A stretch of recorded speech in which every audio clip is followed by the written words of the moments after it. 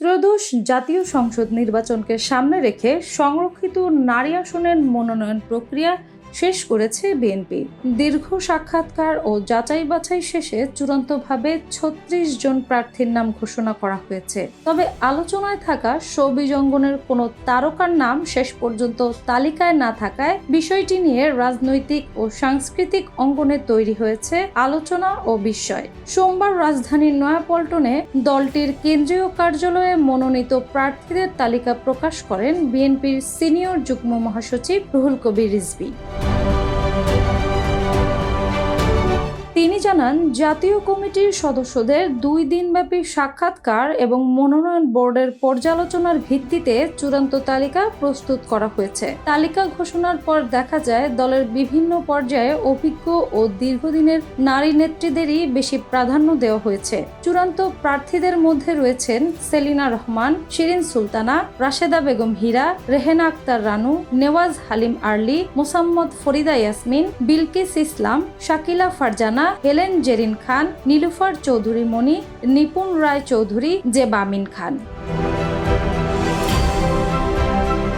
আরও আছেন মাহমুদা হাবিবা, সাবিরা সুলতানা, সানালিসা জেবরিন, সানজিদা ইসলাম তুলি, সুলতানা আহমেদ, ফাহমিদা হক, আন্না মিনজি, সুবর্ণা শিকদার, শামিমারা বেগম স্বপ্না, শাম্মী আক্তার, ফেরদৌসি আহমেদ, বিথিকা বিনতে হুসাইন, সুরাইয়া জেরিন, মানসুরা আক্তার জহরত আদিব চৌধুরী, মমতাজ আলম, ফাহিমা নাসরিন, আরিফা সুলতানা, সানজিদা ইয়াসমিন, শওকত আরা আক্তার, মাধবী মার্মা, সেলিনা সুলতানা, রেজেকা সুলতানা এবং নাদিয়া পাঠান পাপন। এদিকে মনোনয়ন প্রক্রিয়া ঘিরে আগে থেকেই শোবিজ অঙ্গনের কয়েকজন পরিচিত মুখের অংশগ্রহণ নিয়ে আলোচনা চলছিল।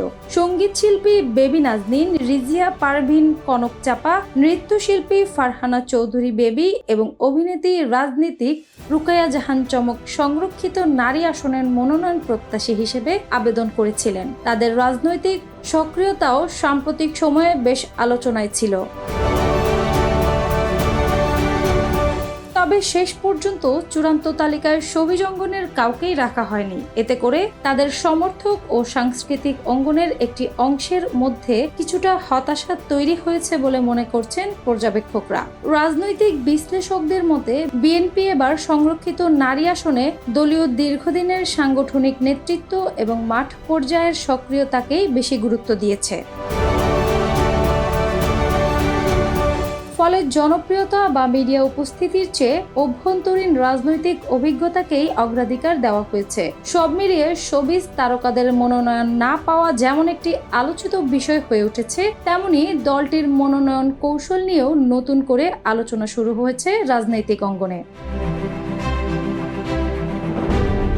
আনি আক্তার, বাংলা বাজার পত্রিকা।